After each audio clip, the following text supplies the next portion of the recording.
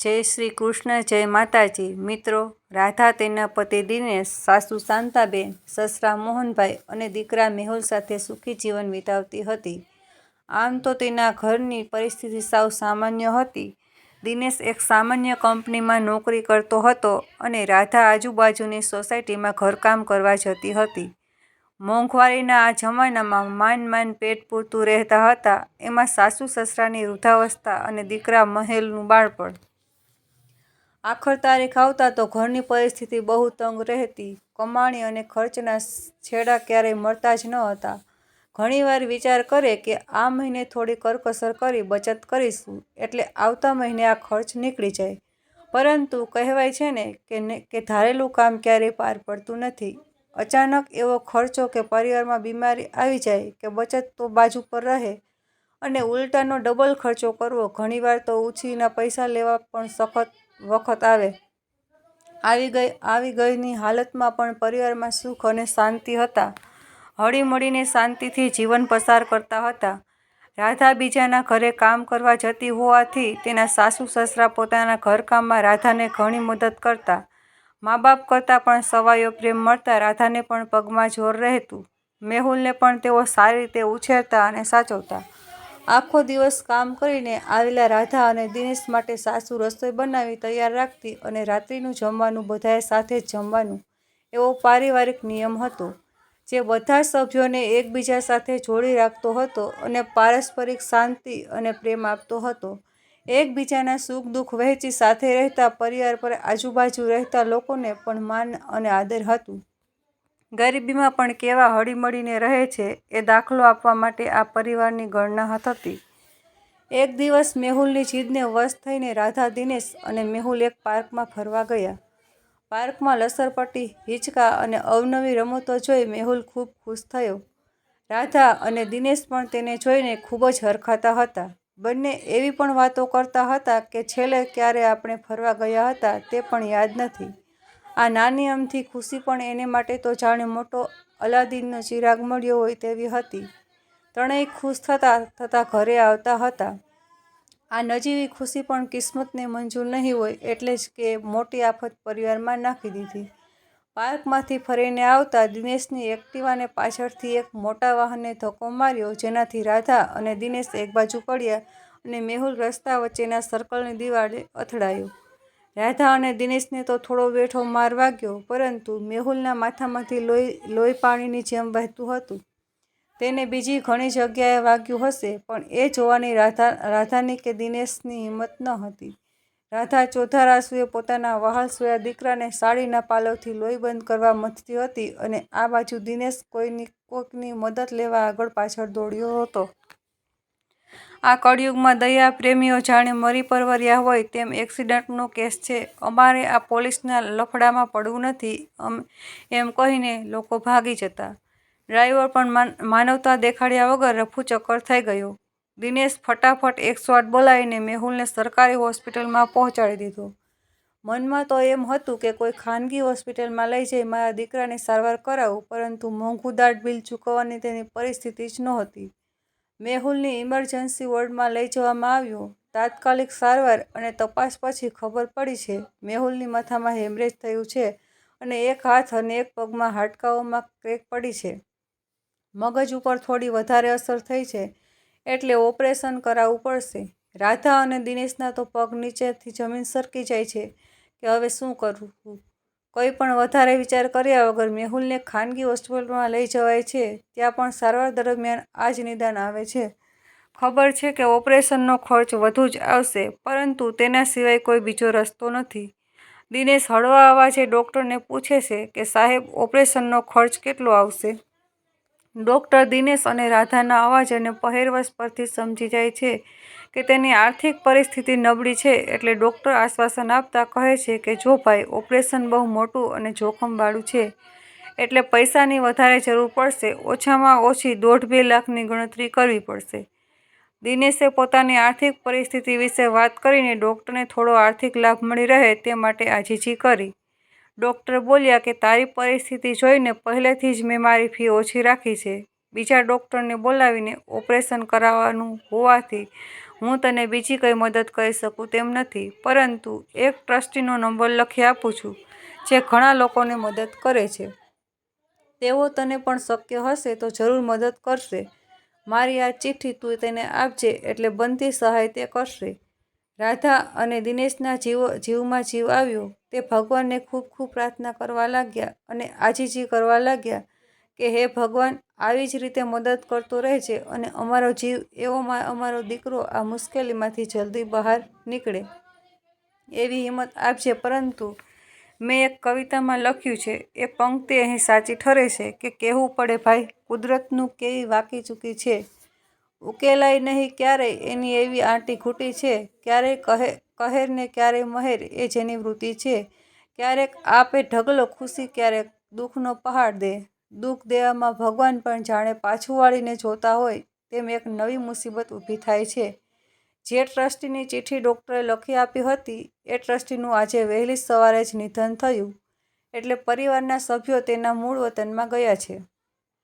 હાલ કોઈ મળી શકે તેમ ન હતું. દિનેશને ભગવાન પર નફરત થઈ ગઈ કે એવો તો મેં શું ગુનો કર્યો છે, આટલી ભારે સજા મારા દીકરાને ભોગવવી પડે છે.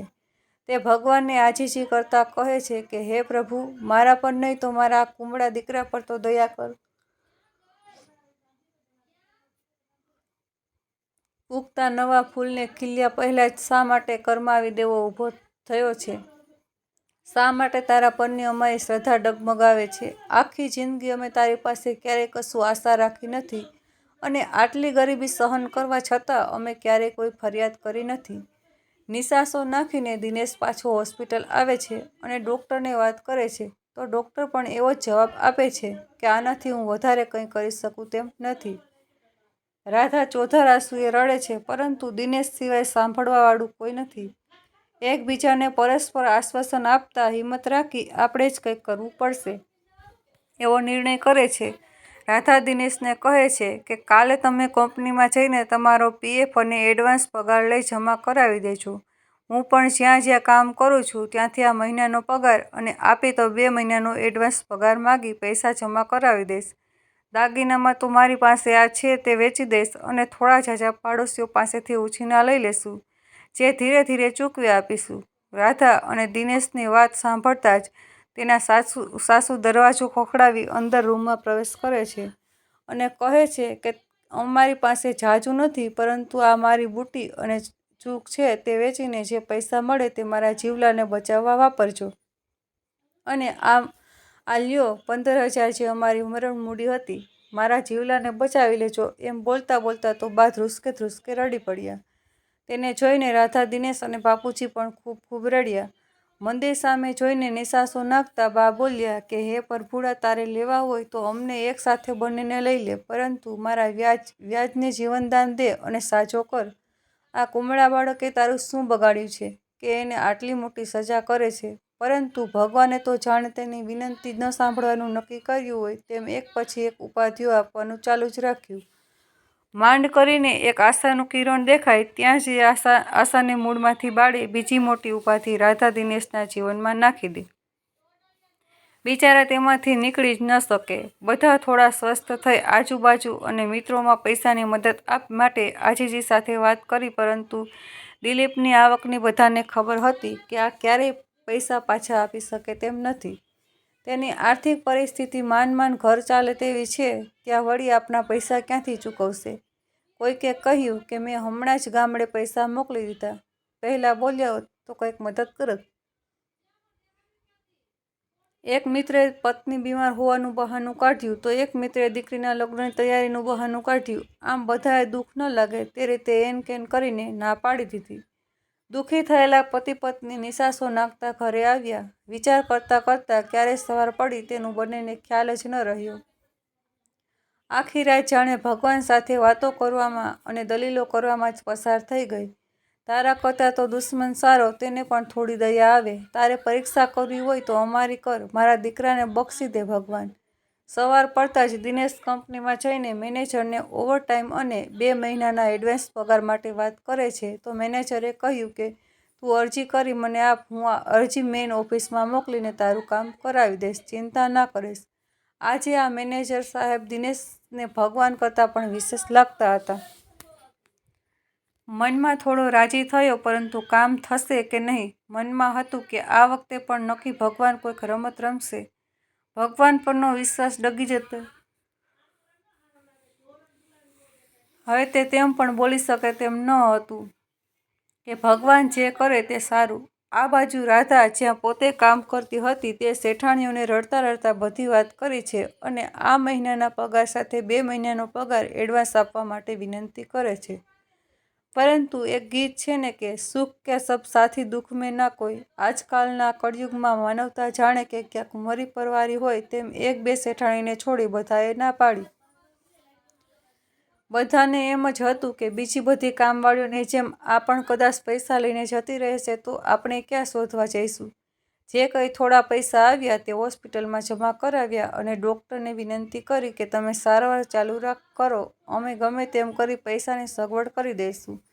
કુદરત જાણે રાધા દિનેશની પાછળ મીટ માંડીને પડી હોય તેમ દિવસે ને દિવસે પરિસ્થિતિ કથળતી જતી હતી. દિનેશ ઓફિસમાં કરેલી અરજીની રાહ જોઈને બેઠો હતો ત્યાં જ સમાચાર આવ્યા કે અચાનક કોઈ કારણસર કંપનીમાં આગ લાગી છે અને કંપની માલસામાન સાથે બળીને રાખ થઈ ગઈ છે. કંપનીને બહુ મોટું નુકસાન થયું છે અને આજુબાજુની કંપનીમાં પણ થોડું ઘણું નુકસાન થયું છે. એટલે જ્યાં સુધી વીમા કંપની બધી જ કાર્યવાહી પૂરી ન કરે ત્યાં સુધી કંપની બંધ રહેશે. એક કહેવત છે ને કે દુકાળમાં અધિક માસ. દિનેશને આજે ભગવાન ઉપર એટલો ગુસ્સો આવ્યો કે તેણે ઘરે જઈને આખું મંદિર તોડી નાખ્યું અને બધા ભગવાનના ફોટા અને મૂર્તિઓ ફળિયામાં ફેંકી દીધા. રાધા અને તેના સાસુએ શાંત કરવાની ઘણી કોશિશ કરી, પરંતુ આજે દિનેશ શાંત થાય તેમ જ ન હતો. શું કરવું અને શું ન કરવું એ ગૂંગળામણમાં એવો અટવાયો કે તેને કોઈ રસ્તો સૂઝતો જ ન હતો. રાધા શાંત પડતા કહે છે કે ધીરજ રાખો, ધીરજના ફળ મીઠા. અત્યારે ભગવાન આપણી આકરી પરીક્ષા લઈ રહ્યો છે. પરીક્ષા તેની જ થાય તે ભગવાનને વાલો હોય. નક્કી આમાં પણ આપણું કંઈક સારું જ હશે. દિનેશ બોલ્યો, રાધા તું તો માણસ છે કે બીજું કંઈ? આટલું દુઃખ આપવા છતાં હજુ ભગવાનના ગુણગાન ગાવામાંથી ઊંચી આવતી નથી. મને હવે તેના પર જરા પણ શ્રદ્ધા નથી. તારે તારા પ્રભુડાને પૂજવો હોય તો પૂજ. હું તો હવે તેની સામે જોવાનું પણ નથી. હું તો હવે તેની સામે જીદે ભરાણો છું કે જો તેને મારી સાથે સંબંધ રાખવો હોય તો મારા દીકરાને સાજો કરવો જ પડશે. આખી જિંદગી હું નીતિથી ચાલ્યો છું અને બીજાને મદદ કરવા મેં હાથ લંબાવ્યો છે, પરંતુ કોઈ આગળ ક્યારેય મદદ માટે હાથ લાંબો કર્યો નથી. છતાં આટલું દુઃખ આપતા તે ધરાતો નથી. તો તે તેના રસ્તે અને હું મારા રસ્તે. એવામાં ડૉક્ટરનો ફોન આવે છે કે મેહુલની તબિયત બગડી છે અને તાત્કાલિક ઓપરેશન કરવું પડે તેમ છે.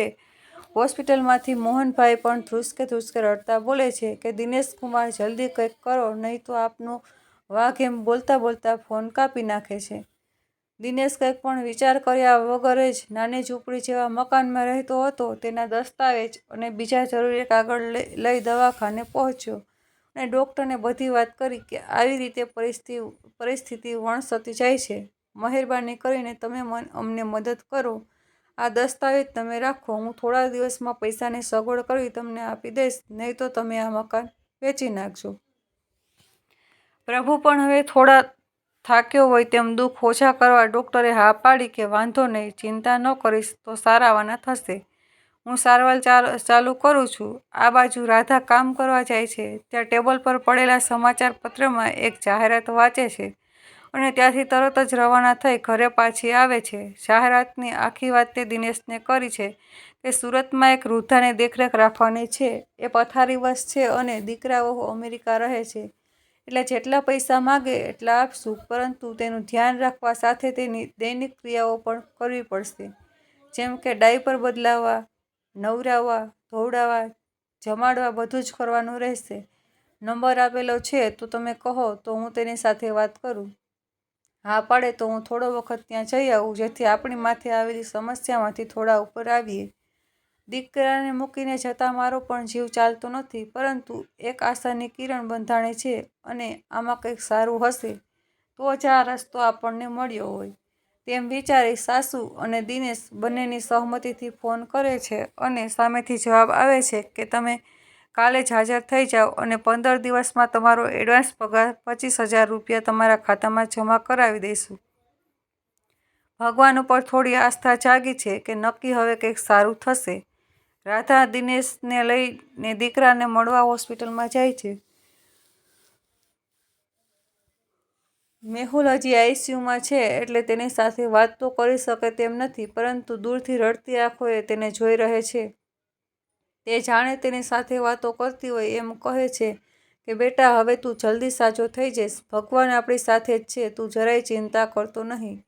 તને મૂકીને જતા મારો જીવ ચાલતો નથી, પરંતુ છાતી ઉપર પથ્થર મૂકીને, મન મજબૂત કરીને તને બચાવવા ખાતર હું તારાથી દૂર જઈ રહી છું.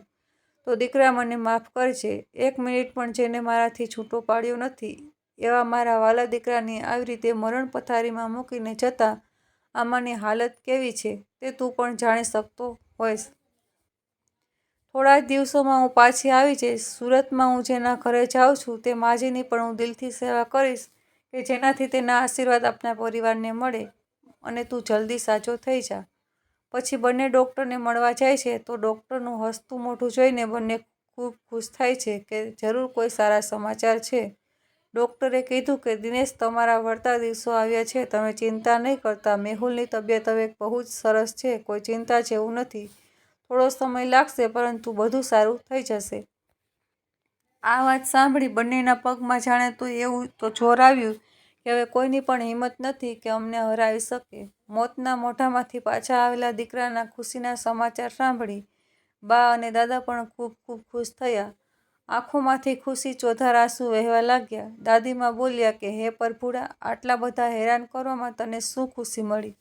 પણ જે થયું તે, તું અમારી સાથે જ છો એની તે અમને સાચી સાબિતી આપી દીધી. તારો જેટલો પાડ માનીએ એટલો ઓછો છે. મારો દીકરો ઘરે આવશે એટલે તારી બધી માનેલી બાધાઓ અમે પૂરી કરશું. પણ હવે મહેરબાની કરીને કોઈ નવી મુસીબત ના મોકલતો. થોડીવારમાં રાધા અને દિનેશ ઘરે આવે છે અને રાધાની સુરત જવા માટેની બધી તૈયારીઓ ચાલુ કરે છે. દીકરાને છોડી જવાના દુઃખ કરતાં તેના સાજા થવાની ખુશીથી હવે રાધાને એક નવો આનંદ અને ખુશી થાય છે. તેનામાં હવે એક નવી હિંમત આવે છે કે હવે જાણે દુનિયા જીતી લીધી છે.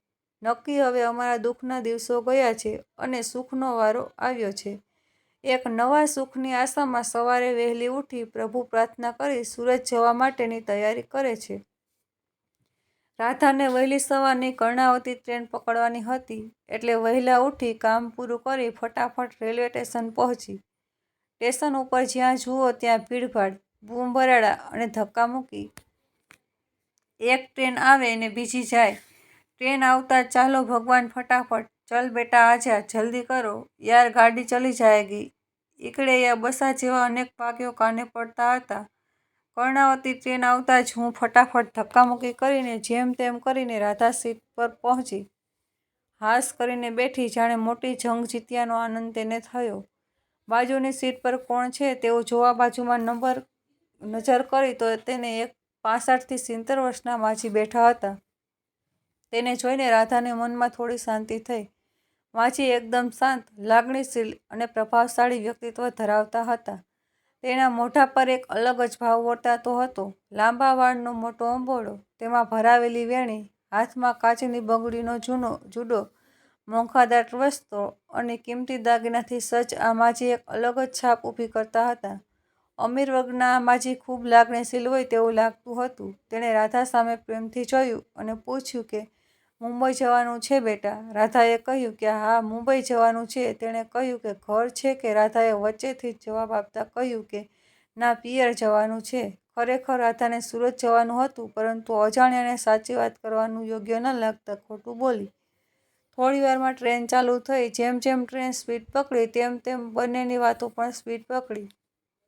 આજુબાજુના સ્થળોની અને સમાજની અટપટી વાતો કરતાં કરતાં બંને વચ્ચે સારો સંબંધ બંધાયો.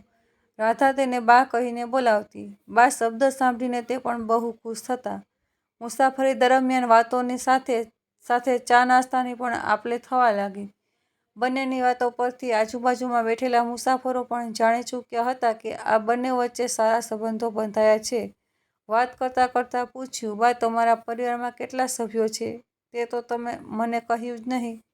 મારા દાદા શું કરે છે? તમે ક્યાં જાઓ છો? બાએ હસતા હસતા જવાબ આપ્યો, મુંબઈની જ વતની છું. હું અને તારા દાદા સરકારી કર્મચારી હતા, હવે નિવૃત્ત થયા છીએ. આમ તો ભર્યો પરિવાર છે, પણ હાલમાં અમે બંને એકલા જ છીએ. મેં કહ્યું, છોકરાઓ? તે બોલ્યા, તે બધા પોતપોતાની રીતે સ્વતંત્ર રહે છે. ત્યાં જ દાદાનો ફોન આવ્યો. દાદા શું બોલે તે તો સાંભળતું ન હતું, પરંતુ અહીંથી બા હસતા હસતા બોલતા હતા કે હવે હું કંઈ નાની નથી. મારી રીતે હું ઘર પહોંચી જઈશ. લેવા આવવાની જરૂર નથી અને ખોટી ચિંતા કરી ડાયાબિટીસ અને બીપી વધારો નહીં. બીજી આડીઅવળી વાતો કરી બાએ ફોન મૂક્યો એટલે રાધાએ કીધું, મારા દાદા તમને બહુ પ્રેમ કરતા લાગે છે. બા થોડા શરમાયા અને હસવા લાગ્યા. બેટા, સાચું કહું તો જીવન જીવવાનો, પ્રેમ કરવાનો અને એકબીજાને સાચી રીતે ઓળખવાનો સમય અમારો હવે ચાલુ થયો છે. બા ભૂતકાળમાં ખોવાઈ ગયા હોય તેમ કહેવા લાગ્યા કે અમારી આખી જિંદગી કુટુંબ અને પરિવારને સાચવવામાં, બાળકોને ઉછેરવામાં, ભણાવવામાં અને પરણાવવામાં જ વિતાવી છે. એકબીજાને સમજવાનો, પ્રેમ કરવાનો, એકબીજા માટે કંઈ કરવાનો અમને સમય મળ્યો જ નથી. પરિવાર અને નોકરી સાચવવામાં અડધી જિંદગી વીતી ગઈ. હવે અમને લાગે છે કે અમારી સાચી જિંદગી જીવવાનો વખત હવે ચાલુ થયો છે. બાએ વિતાવેલી સફરની આવી કેટલીય વાતો કરી. રાધા ઘણીવાર ખુશ થતી તો ઘણીવાર દુઃખી. જિંદગી છે એટલે ઉતાર ચઢાવ તો આવવાના જ. આમ બધી વાતો સાંભળતા સાંભળતા મારાથી પૂછાઈ ગયું કે તમે બધા ભણેલા ગણેલા છો. તમારી વાત પરથી ખબર પડે છે કે એક સારા સંસ્કારી કુટુંબમાં તમારી ગણના થાય છે, તો પછી તમારા સંતાનો તમારાથી કેમ દૂર રહે છે? ત્યારે બા અંદરથી દુઃખી પરંતુ મોઢા પર ખોટું હાસ્ય દેખાડીને બોલ્યા કે અત્યારના સમયમાં સૌ પોતાના પરિવાર સાથે સ્વતંત્ર જીવે તેમાં જ મજા છે અને એમાં અમારે પણ મજા જ છે. અમે બંને હસ્યા, પરંતુ હાસ્ય પાછળનું રુદન હું જાણી શકતી હતી. એટલે બાને હળવા કરવા રાધાએ તેની દુખતી નસ દબાવી કે સાજા માંદા થાવ ત્યારે તો આવતા હશે ને? પૈસાની પણ મદદ કરતા હશે ને? હા હા, કેમ નહીં? બા વધારે કંઈ બોલ્યા નહીં. થોડીવાર અમે બંને ચૂપચાપ બારીમાંથી દેખાતા દ્રશ્યોમાં મન પરોવવા લાગ્યા, પરંતુ બંનેનું મગજ બીજી દિશામાં દોડતું હતું. થોડીવાર થઈ એટલે ફોનની રિંગ વાગી. હા બેટા, બોલ, મજામાં? ત્યાં તો સામેથી ઉશ્કેરાયેલા અવાજે તેનો દીકરો બોલવા લાગ્યો કે શું કર્યું તને? જે કામ કરવાનું કીધું હતું એ કેમ ન કર્યું? નાનકો, મારું લોહી પી જાય છે. તું પણ સમજતી નથી. મારે ઘરમાં પણ શું જવાબ આપવો? આવું ઘણું બોલ્યો. બાએ કીધું, હું ટ્રેનમાં છું, ઘરે જઈને વાત કરું. ફોન મૂકી બાએ નિસાસો નાખ્યો. રાધાએ બાને પૂછ્યું, બા, વાંધો ન હોય તો મન હળવું કરવા મને કહી શકો છો. બા ડૂસકું ભરતા ભરતા બોલ્યા, બેટા, પંખીને પાંખ આવે અને ઉડી જાય એનો વાંધો નથી, પરંતુ એ પંખી પાછું ફરીને જ્યારે આપણને ચાંચ મારે ત્યારે બહુ દુઃખ થાય છે. અમે અમારા બાળકોને સારી સ્કૂલમાં ભણાવી ગણાવી સારી નોકરી અપાવી છે. ખૂબ ખર્ચો કરીને પરણાવ્યા છે. બંનેને મકાન, ઘર વપરાશની ચીજો, ફર્નિચર અને ગાડી સહિત બધું વસાવી દીધું છે. ગણીએ તો અમારી બધી મિલકત વાપરી નાખી છે. ગામડે થોડી જમીન છે અને અમારી થોડી મરણ મૂડી સાચવીને રાખ્યા છે. અમારા બંનેના પેન્શનમાંથી પણ બચત કરી પૌત્ર પૌત્રી માટે ફિક્સ ડિપોઝિટ કરીએ છીએ કે જેથી છોકરાઓને ભવિષ્યમાં કામ લાગે. આટલું કરતાં પણ છોકરા હજુ ધરાતા જ નથી. છોકરા વહુની નજર અમારી મરણ મૂડી પર છે. તેઓનું કહેવું છે કે આ ઉંમરે તમારાથી કામ થાય નહીં અને અમે અમારી જંજાળમાં ગૂંથાયેલા છીએ એટલે તમને સાચવી શકીએ તેમ નથી. કોઈ સારા વૃદ્ધાશ્રમમાં તમારે રહેવાની સગવડ કરી આપીએ જેથી તમે શાંતિથી રહી શકો. અમે પણ શાંતિથી રહી શકીએ. તમે જીવો છો ત્યાં જ મિલકતના ભાગ પાડી આપો જેથી ભવિષ્યમાં અમારે લડાઈ ઝઘડા ન થાય. બાળકોને રમાડતા હોય તેમ અમને રમાડવાની કોશિશ કરે છે. બારીમાંથી નજર કરતા જ દ્રશ્યો આહ્લાદક લાગતા હતા. તે પોતાની સુંદરતા ગુમાવી બેઠા હોય તેવા દુઃખી લાગતા હતા. ચારે બાજુ જાણે દુઃખ જ હોય તેવું વાતાવરણ અને બંનેના મન ભારે થઈ ગયા. બા બોલ્યા, જ્યારે બાળકોના નાના હતા ત્યારે આ મારી મમ્મી અને આ મારા પપ્પા માટે લડાઈ ઝઘડો કરતા. આ ઝઘડો અમને એટલો મીઠો લાગતો અને સુખ આપતો કે જાણે આખી દુનિયા અમે જ દુઃખી છીએ. ખુશકિસ્મત છીએ અમારા સંતાનો જેવા બીજા કોઈના સંતાનો ન હોય. એ ઝઘડો અત્યારે પણ ચાલુ જ છે, પરંતુ તેનું સ્વરૂપ બદલાયું છે. હવે મારા મમ્મી અને તારા પપ્પા એ માટે ઝઘડો થાય છે. અમે કોઈને અડચણરૂપ બનતા નથી, તેના જીવનમાં દખલગીરી કરતા નથી, છતાં તેને નડતરરૂપ લાગીએ છીએ, બોજરૂપ લાગીએ છીએ. આવી બીજી ઘણી વાત કરતાં કરતાં બા થાકીને સૂઈ ગયા. બાને તો ઊંઘ આવી ગઈ, પણ મારી ઊંઘ ઉડી ગઈ. જ્યારે ટ્રેનમાં બેઠી ત્યારે બાએ પહેરેલા દાગીના અને ભારેખમ પાકીટ ઉપરથી રાધાના મનમાં શાંતિ થઈ કે ભગવાને નક્કી મારા માટે જ અહીંયા માજીને બેસાડ્યા હશે. હું સારા ઘરની સંસ્કારી સ્ત્રી છું, પરંતુ મારો એકનો એક લાડકવાયો દીકરો મરણ પથારીએ છે અને તેના ઓપરેશન માટે 1.5-2 લાખ રૂપિયાની જરૂર છે. ઘરની પરિસ્થિતિ સાધારણ છે. 10,000ની પણ સગવડ ન થાય ત્યાં 1.5-2 લાખ ક્યાંથી કાઢવા? બીજા ક્યાંયથી કોઈ મદદ મળે તેમ નથી. એટલે દીકરાનો જીવ બચાવવા માટે મનમાં ખોટી દાનત આવી કે આ ડોશીને લૂંટવાથી મારા દીકરાનું ઓપરેશન થઈ જશે. દીકરા ખાતર હું કોઈ પણ સંજોગોમાં પૈસાની વ્યવસ્થા કરીશ.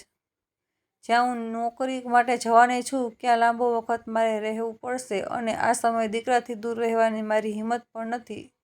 એટલે આવું અત્યારે કરવા તૈયાર છું. પછી હું ભગવાન પાસે માફી માંગી લઈશ. મારો બીજો કોઈ ખોટો ઈરાદો નથી, તેથી ભગવાન પણ મને માફ કરશે. આવા વિચારો કરતી હતી, પરંતુ ભગવાને આ ખોટે રસ્તે જવા નહીં દેવી હોય એટલે આ જ ડોશીને બા બનાવવા અલગ લાગણી અને પ્રેમ આપ્યા. વાતો વાતોમાં ક્યારે બા બની ગયા તેની ખબર જ ન પડી. બાએ જીવનના કેવા ચડાવ ઉતાર સહન કર્યા છે અને વાંકી ચૂકી કેડી પર સફર કરી છે એ જાણીને રાધાને મનમાં તેના પર ખૂબ દયા આવી. એક બાજુ બા અને બીજી બાજુ દીકરો. જિંદગીએ મને એવા વળાંક પર લાવીને મૂકી દીધી કે ક્યાં જવું અને ક્યાં ન જવું, કયો રસ્તો પકડવો એ હું નક્કી કરી શકતી નથી. વિચારોમાં ખોવાયેલી રાધાને થયું કે આ પૈસાથી કદાચ મારો દીકરો તો પાછો આવશે, પરંતુ હું મનોમન મરી જઈશ. ભગવાન પાસે શું મોઢું લઈને જઈશ? આવું કામ કરું તો ભગવાન મને નરકમાં પણ સ્થાન ન આપે. આવા દુઃખ અને યાતનાઓ વેઠીને જે બાએ જીવન પસાર કર્યું છે તેને લૂંટીને આ ભવ તો નહીં, પરંતુ ભવોભવ ગુનેગાર બનું. જે માણસ દુઃખી હોય તેને વધારે દુઃખી કરવામાં આપણી માણસાઈ નથી. મારા દીકરાના નસીબમાં લાંબુ આયુષ્ય હશે તો નક્કી સાજો થશે. હવે તો ડોક્ટરે પણ સારા સમાચાર આપી દીધા છે કે હવે કંઈ ચિંતા જેવું નથી. હવે તો દીકરાની જવાબદારી ભગવાનને સોંપીને અહીં આવું છું, એટલે બાનું લૂંટવાનું કામ મારાથી તો નહીં જ થાય. આવું વિચારતા વિચારતા રાધાને પણ ઊંઘ આવી ગઈ. સમય કેટલો પસાર થયો તેની તો ખબર જ ન હતી, પરંતુ ટ્રેનની સીટી વાગતા એકદમ ગભરાઈને જાગી ગઈ કે સ્ટેશન આવી ગયું લાગે છે. બાજુમાં નજર કરી તો બા દેખાયા નહીં. વિચાર્યું કે બાથરૂમ ગયા હશે, પરંતુ નજર કરતાં તેનો સામાન પણ દેખાયો નહીં. મનમાં વિચાર્યું કે આમ કેમ? મને જતી વખતે આવજો પણ ન કીધું, મને જગાડી પણ નહીં. આવા મનમાં કેટલાય વિચારો દોડાવા લાગ્યા કે કદાચ તેને ખબર પડી ગઈ હશે. એટલામાં બાજુમાં બેઠેલા મુસાફરે હાથમાં ચિઠ્ઠી આપતા કહ્યું કે પેલા ડોશીમાએ તમને આપવા કહ્યું હતું. ચિઠ્ઠી ખોલી એક લાઈન વાંચતાં જ મારી આંખોમાંથી દળદળ આંસુ પડવા લાગ્યા. ટ્રેનમાં બેઠેલો મુસાફરો ન જુએ તેમ આંસુ લૂછતા લૂછતા હું ચિઠ્ઠી વાંચવા લાગી. બેટા, તું મને ઓળખતી નહોતી અને હું પણ તને ઓળખતી ન હતી. કદાચ ભગવાને જ આપણી ઓળખાણ કરાવી હશે. આમાં નિયતિનો કોઈ સંદેશ હશે કે આપણે મળ્યા અને એક બા દીકરાનો સંબંધ બંધાણો. મેં મારા દિલની બધી વાત કરી, મારા મનને હળવું કર્યું, પરંતુ તારા દર્દને જાણવાનો સમય ન મળ્યો. પરંતુ જ્યારે તું પાણીની બોટલ લેવા ગઈ ત્યારે તારા ખોળામાંથી એક ચિઠ્ઠી પડી જે મારા હાથમાં આવી. વંચાઈ તો નહીં, પરંતુ માનવ સ્વભાવે મેં ચિઠ્ઠી ખોલીને જોયું તો તારા દીકરાની દવાની ચિઠ્ઠી હતી અને 1.5 લાખ ઓપરેશનના થઈ તે માટેની વિગતો હતી. એટલે હું જાણી ગઈ કે તું મારા કરતાં પણ વધારે દુઃખી છે. મારા તો જીવતા દીકરા મરેલા જેવા છે અને તારો દીકરો મરણ પથારીએ છે. તને દુઃખી ન કરવા મેં આ વાત તને પૂછી નહીં, પરંતુ દવાના કાગળનો મેં ઝડપથી ફોટો પાડી લીધો હતો અને તારી સાથે વાત કરતાં કરતાં જ તને ખબર ન પડે તેમ દવાખાનાનું આખું બિલ મેં ભરી દીધું છે અને બીજી દવા માટે પણ વધારાના પૈસા હોસ્પિટલમાં જમા કરાવી દીધા છે. એટલે હવે તું અહીંથી જ પાછી ફર અને નિરાંતે ઘરે જા. તારા દીકરાની યોગ્ય સારવાર થાય, જલ્દી સાજો થઈ જાય તેવી ભગવાન પાસે પ્રાર્થના કરું છું. ચિઠ્ઠીમાં મારો ફોન નંબર લખેલો છે. હજુ પણ કંઈ જરૂર હોય તો વિના સંકોચે ફોન કરજે. ચિઠ્ઠી વાંચતા વાંચતા રાધાની આંખમાંથી દળદળ આંસુ પડતા જોઈ આજુબાજુવાળા મુસાફરો પણ દુઃખી થયા હોય. ટ્રેનનો આખો ડબ્બો જાણે શાંત અને વિચારશીલ બન્યો હોય તેવું લાગતું હતું.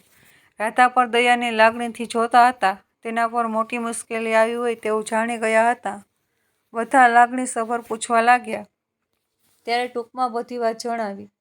વાત સાંભળતા એ લોકોમાં પણ ભગવાન ઉપર શ્રદ્ધા બેઠી કે હાલના સમયમાં પણ આવા માણસો મળે છે જે દુઃખના સમયમાં મદદરૂપ થઈ શકે. ટ્રેનમાં બેસેલા મુસાફરોએ પણ આ માનવતા જોઈને રાધાને પૈસાની થોડી મદદ કરી. જ્યારે રાધાએ બધાને ના પાડી તો બધાનું એક જ વાક્ય નીકળ્યું કે અમને પણ થોડું પુણ્ય કમાવા દો. અમને પણ થોડા આશીર્વાદ મળશે અને થોડો ઉદ્ધાર થશે. એટલે બોરીવલી સુરત સ્ટેશન આવતા હું ઉતરી ગઈ અને ત્યાંથી જ રિટર્ન ટિકિટ કરાવી પાછી અમદાવાદ પહોંચી. અમદાવાદ પહોંચતા સીધી જ હું હોસ્પિટલ પહોંચી તો ડૉક્ટરે ખુશ થતાં કહ્યું કે તમારા દીકરાનું ઓપરેશન થઈ ગયું છે. તેની તબિયત સુધારા ઉપર છે એટલે ચિંતા કરવાની જરૂર નથી. 2 દિવસ પછી તમે રજા લઈને જઈ શકશો. હું ખૂબ ખુશ થઈ ગઈ અને પહેલાં મેં ભગવાનનો નહીં પરંતુ બાનો આભાર માન્યો. મેં તરત જ બાને ફોન કર્યો અને મન મૂકીને રડીને તેનો આભાર માન્યો. બાએ પણ મને શાંત પાડતા કહ્યું કે મરતા પહેલાં થોડું પુણ્ય કમાવાની ઈચ્છા જાગીને તારી મદદ કરી એમાં મેં કંઈ મહાન કામ કર્યું નથી. ભગવાન તારા દીકરાને લાંબુ આયુષ્ય આપે એવા આશીર્વાદ આપી પોતાનું સરનામું લખાવ્યું અને કહ્યું કે મદદની જરૂર પડે ત્યારે હું ઊભી છું. થોડા દિવસોમાં મારા દીકરાની તબિયત એકદમ સારી થઈ ગઈ એટલે અમે બંને જણા મારા દીકરાને લઈને બાના ઘરે ગયા અને તેના પગમાં પડીને આશીર્વાદ લીધા. પરંતુ સાથે સાથે રડતા રડતા અમે બંને જણાએ તેનો ખૂબ ઉપકાર માન્યો અને ભગવાન પાસે પ્રાર્થના કરી કે અમારું દુઃખ હરનારા આ બાને જીવનમાં ક્યારેય દુઃખી ન કરતું. તેના નસીબમાં દુઃખ પણ અમારે નામ લખજે. આજના જમાનામાં દુઃખના સમયે સગો ભાઈ મદદ નથી કરતો ત્યારે આવી પારકી વ્યક્તિ આપણી મદદ કરે ત્યારે સમજવું કે આ દુનિયામાં ભગવાન હાજર છે.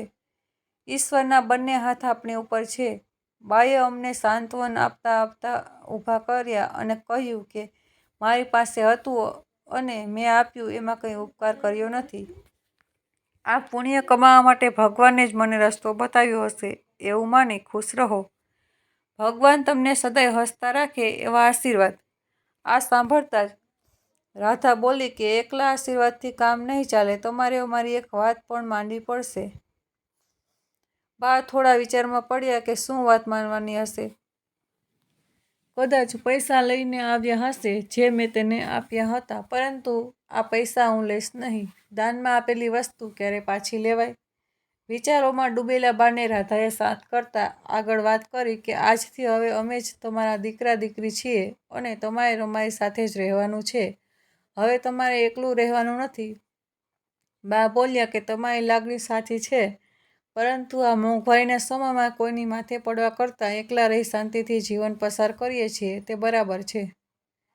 સમય મળતા તમને મળવા અમે આવતા રહીશું. પરંતુ રાધા અને દિનેશ એકના બે ન થયા. તેને જીદ પકડી જ રાખી કે તમારે અમારી સાથે જ રહેવાનું છે અને અમારી જોડે અત્યારે જ આવવાનું છે. હિંચકે બેઠા બેઠા આ બધું જોઈ રહેલા દાદીની આંખોમાં પણ ટપ ટપ આંસુ પડવા લાગ્યા.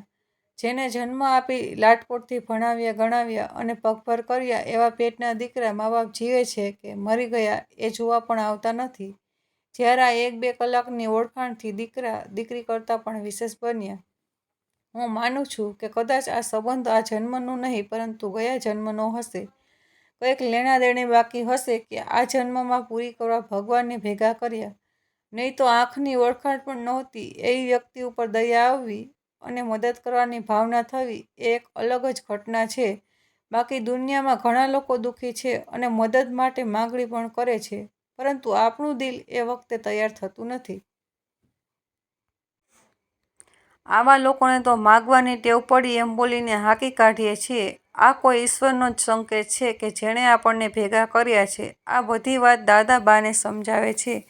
આ સાંભળીને રાધા અને દિનેશ પણ ખૂબ ખુશ થાય છે કે દાદાની વાત સાચી છે. આ ઈશ્વરીય ચમત્કાર જ છે.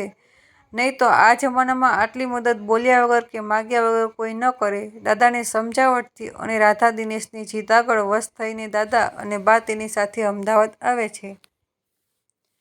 બધાને સાથે આવેલા જોઈને રાધાના સાસુ સસરા પણ ખૂબ ખુશ થાય છે. એટલા આદર સત્કારથી એને આવકાર અપાય છે કે બા દાદાને પણ આનંદ થાય છે. હવે આપણા સારા દિવસો આવ્યા એવું તેને લાગે છે. બધા હળીમળીને ખૂબ જ શાંતિથી સમથી રહે છે. રાધા અને દિનેશ પણ ચારેય વડીલોની ખૂબ જ દિલથી કાળજી લે છે. એક દિવસ બા દાદાને કહે છે કે માનીએ તો હવે દિનેશ જ આપણો દીકરો છે, જે દિલ દઈને આપણી સેવા કરે છે. આટલા દિવસથી આપણે અહીં આવ્યા છીએ, પરંતુ ક્યારેય આપણને એકલાપણું કે અલગપણું લાગ્યું નથી. દિલથી આપણી સેવા કરે છે અને કોઈ વારો તારો પણ નથી. દાદા બોલ્યા, એ વાત તો તારી સાચી છે. આ લોકોનો ઉપકાર તો જીવનભર ન ચૂકવાય તેટલો છે. આપણે ઘણીવાર પાછા જવાની વાત કરીએ તો પણ એ લોકો આપણને પ્રેમથી રોકી રાખે છે અને જવા દેતા નથી. બા બોલ્યા કે એટલે જ મને એવો વિચાર આવે છે કે આપણી મરણમૂડી જે બેંકમાં છે તે અને આપણું મકાન દિનેશના નામે કરી દઈએ. આપણને હવે પૂરો વિશ્વાસ છે કે આપણે જ્યાં સુધી જીવીશું ત્યાં સુધી આ લોકો આપણને સાચવવાના જ છે. આર્થિક પરિસ્થિતિ નબળી હોવા છતાં આપણને સારી રીતે રાખે છે, તો આપણી પણ ફરજમાં આવે કે તેના માટે આપણે પણ કંઈક વિચારીએ. મેહુલ મોટો થતો જાય છે. તેના પર ચલના અને અન્ય ખર્ચા પણ વધતા જાય છે અને સાથે આપણા ચારે બુઢિયાના દવા દારૂના ખર્ચા પણ વધતા જાય છે. દિનેશ અને રાધા દિવસ રાત મહેનત કરે છે, છતાં બિચારા બચત કરી શકતા નથી. દાદા બોલ્યા, દિનેશ અને રાધા માને તેમ નથી, છતાં કોઈ બહાનું કરીને આપણે આપણો સામાન અહીં મૂકીને જ મુંબઈ જઈશું, તેથી તેને કોઈ શંકા પણ ન આવે અને ત્યાં જઈને આપણે જરૂરી કાગળ બનાવી તેના નામે વસિયતનામું લખી નાખીએ. બા બોલ્યા કે સાચી વાત છે, પરંતુ આપણે આપણી મિલકત દિનેશ રાધાને નામે નહીં પરંતુ મેહુલ નામે કરવાની છે કે જેથી ભવિષ્યમાં તેને કામ લાગે. હાલમાં તમારું અને મારું પેન્શન અને બેંકમાં મૂકેલી એફડીઓ દિનેશને આપીશું કે જેને લીધે વર્તમાન સમયમાં તેને પણ મદદ મળી રહે. મુંબઈનું મકાન અને ગામડે જે આપણી જમીન છે તે મેહુલના નામે કરીશું. એવું નક્કી કરીને જેમતેમ બહાના કરીને બંને મુંબઈ પહોંચે છે અને વકીલ સાથે મુલાકાત કરે છે. વકીલ દાદાની વાત સાંભળીને નવાઈ પામે છે કે આ જમાનામાં પણ માનવતા હજુ જીવિત છે. જરૂરી કાગળો અને દસ્તાવેજો બનાવી વકીલ બા દાદાને આપે છે અને દિલથી કહે છે કે તમારા જેવા વિચારો આ સંસારમાં બધાના હોય તો આ સંસાર પણ સ્વર્ગ કરતાં સુંદર લાગે. જરૂરી સામાન, બેંકની બધી પાસબુક, ચેકબુક અને દસ્તાવેજો લઈને બા દાદા અમદાવાદ પાછા ફરે છે. બા દાદાને જોઈને બધા ખૂબ ખુશ થાય છે. મેહુલ દોડીને બા પાસે આવે છે અને બોલે છે કે હવે તમારે ક્યાંય જવાનું નથી. તમે અહીં નહોતા તો મને જરા પણ ગમતું ન હતું. મમ્મી પપ્પા પણ તમને રોજ યાદ કરતા હતા અને મારા બા દાદાને પણ ગમતું ન હતું. બા દાદા એકબીજાની સામે જોતા બોલ્યા કે ફરી પાછું ન જવું પડે તે માટે જ અમે ગયા હતા. મેહુલ કંઈ સમજ્યો નહીં. તે તો મુંબઈથી લાવેલા રમકડાં અને હલવો જોઈને જ ખુશ થઈ ગયો. આખો દિવસ થાક ઉતારી રાતે જમ્યા પછી બધા જોડે બેઠા એટલે બા અને દાદા વાત ચાલુ કરી. પહેલા બા બોલ્યા કે દિનેશ, અમે તને દીકરો જ માનીએ છીએ અને એ જ સંબંધથી આજે અમે જ કંઈક કર્યું છે તે તારે સ્વીકારી લેવું પડશે અને અમે જે કર્યું છે તેના લીધે તો એવું વિચારતો નહીં કે અમારા મનમાં અમે તારા પર ભારરૂપ છીએ. અમે તને દિલથી જ અમારો દીકરો માન્યો છે અને અમે જીવતા છીએ ત્યાં જ આ વસિયતનામું કરી દઈએ તો આગળ જતાં અમારા દીકરાઓ અમારા પર હાવી ન થાય. જો આ પગલું અમે અત્યારે ન ભર્યું હોત તો વહેલા મોડા અમારા દીકરાઓ અમારી પાસે ભાગ લેવા માટે અને અમને જ નોટિસ મોકલત. વૃદ્ધાવસ્થામાં જ્યારે દીકરા વહુની જરૂર છે ત્યારે તેઓ મું સંતાડે છે અને પછી અમારી પ્રોપર્ટીમાં ભાગ જોવે છે તો એ શક્ય નથી. અમે સમજી વિચારીને જ આ બધું પગલું ભર્યું છે અને અમારી મિલકત મેહુલના નામે અને બેંક બેલેન્સ બધું તારા નામે કરી દીધું છે. જીવશું ત્યાં સુધી અમે તારી સાથે રહીશું. આ બધું સંભાળતા જ દિનેશ અને રાધાની આંખમાંથી આંસુ વહેવા લાગ્યા. હવે બધાને સમજાયું કે મેહુલનું એક્સિડન્ટ નહીં પરંતુ ઈશ્વરીય સંકેત અને ચમત્કાર જ હતો. પુનર્જન્મના સંબંધો એકઠા કરતા ભગવાને ચાલીલા રચી હતી. પ્રેમ, લાગણી અને સમથી એકબીજાની સાથે રહેતા અને આનંદ કિલ્લોલ કરતા હતા. બધા વચ્ચે સંબંધ એટલો ગાઢ થઈ ગયો હતો કે પોતાના અને પારકા જેવા શબ્દો ત્યારે કોઈના મોઢે આવતા જ ન હતા. શાંતિથી બધાનું જીવન પસાર થઈ રહ્યું હતું, પરંતુ કહેવત છે ને કે કુદરતી ક્યારેય કોઈને એકધારું આપતી નથી. વર્ષોથી જેનો ફોન આવ્યો નહોતો કે નહોતી કોઈ ચિંતા કરી કે મા બાપ ક્યાં છે, શું કરે છે, જીવે છે કે મરી ગયા એવી પણ ચિંતા કરી નહોતી, એને આજે મા બાપની યાદ આવી છે અને તેણે બાને ફોન કર્યો છે કે તમે ક્યાં છો? તમે તો યાદ પણ કરતા નથી અને ફોન પણ કરતા નથી. મિલકતનો ભાગ આપવો પડે એટલે ડરતા ફરો છો. જ્યાં ને ત્યાં રખડ્યા કરો છો, પણ એટલી ખબર નથી પડતી કે હવે મિલકતનો ભાગ પાડી દીકરાઓને તેનો ભાગ સોંપી દઈએ. વારંવાર અમારે તમને ફોન કરીને આ વાત યાદ કરાવવી પડે છે. હવે અમને પણ શરમ આવે છે. ફોન સ્પીકર ઉપર હોવાથી આ વાત દાદા પણ સાંભળતા હતા અને દાદાએ ફોન હાથમાં લઈને એટલું જ બોલ્યા કે મિલકત જેને આપવાની હતી તેને આપી દીધી છે. તમારે અમારી કોઈ ચિંતા કરવાની જરૂર નથી. તમે શાંતિથી તમારું જીવન વિતાવો. અમે અહીં શાંતિથી રહીએ છીએ. મા બાપ જીવે છે કે મરી ગયા તેની સંભાળ લેવાની ચિંતા નથી, પરંતુ મિલકત ક્યાં છે તે વિચાર આવે એટલે તરત મા બાપ સાંભળે છે. તો યાદ રાખો કે આ અમારી મિલકતમાંથી તમને બંનેને એક રૂપિયો પણ આપવાનું નથી. આ મારા ચોખ્ખા શબ્દો સાંભળી તમારી પત્નીઓને પણ જાણ કરી દેજો. આ માટે મારે કોઈ વિવાદ કરવાનો નથી. મિલકતનું શું કરશું અને શું નહીં એની પણ ચિંતા તમારે કરવાની નથી. કોન્ફરન્સમાં વાત ચાલતી હોવાથી બંને દીકરા અવાક બની ગયા કે પપ્પા આ શું બોલે છે અને હવે આપણે શું કરશું? ગુસ્સામાં આવી બંને દીકરા બોલ્યા કે તો પછી હવે આ વાત કોર્ટમાં જશે, પછી અમને કહેતા નહીં કે દીકરાઓએ મા બાપ પર કેસ કર્યો. આ વિષય પર બહુ ચર્ચા થઈ અને દાદાએ ગુસ્સામાં ફોન મૂકી દીધો. મોહનભાઈ અને શાંતાબેન આ વાત સાંભળતા હતા તે તો વિચારમાં જ પડી ગયા કે આવા હોય દીકરા. તે તો ભગવાનનો પાળ માનવા લાગ્યા. હે પ્રભુ, ગયા જન્મની પુનાઈ અને તારા આશીર્વાદથી અમને રાધા અને દિનેશ જેવા દીકરા વહુ મળ્યા છે કે જેથી અમારું ઘર પણ સચવાય છે, નહીં તો અમારી પણ આવી જ હાલત હોત. બા પણ બોલ્યા કે તમે નસીબદાર છો તો તમને દિનેશ જેવો દીકરો મળ્યો છે અને હું કહું છું કે આવી અમીરી કરતાં ગરીબી સારી કે જેનાથી સૌ એકબીજા સાથે જોડાઈને જ રહે. અલગ થવાની કોઈની પરિસ્થિતિ જ ન હોય તો સૌ સાથે સંપીને જ રહેવાના. પૈસો કરાવે વેર અને વેર પીવડાવે ઝેર એ કહેવત પ્રમાણે આ અમીરી જ સંબંધોમાં તિરાડ પાડે છે.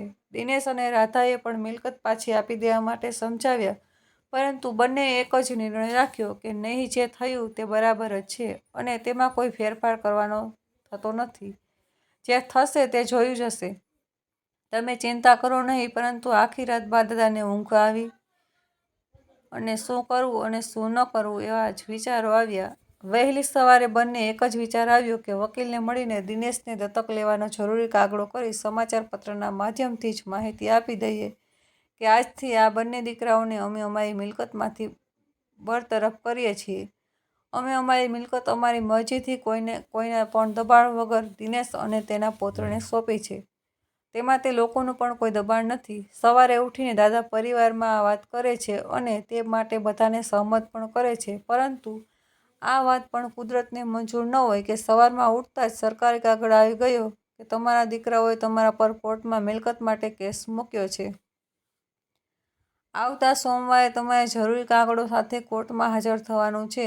બા દાદાના પગ નીચેથી તો જાણે જમીન ખસી ગઈ હોય તેમ તેઓ પછડાઈ નીચે બેસી ગયા કે આવા દીકરા કરતાં તું વાંઝિયા હોત તો વધારે સારું થાત. દુનિયાને પણ અમારા પર દયા આવત. સોમવારે કોર્ટમાં દીકરાઓ સામે આવ્યા, પરંતુ બા દાદાએ તેમને બોલાવ્યા પણ નહીં અને તેની સામે પણ ન જોયું.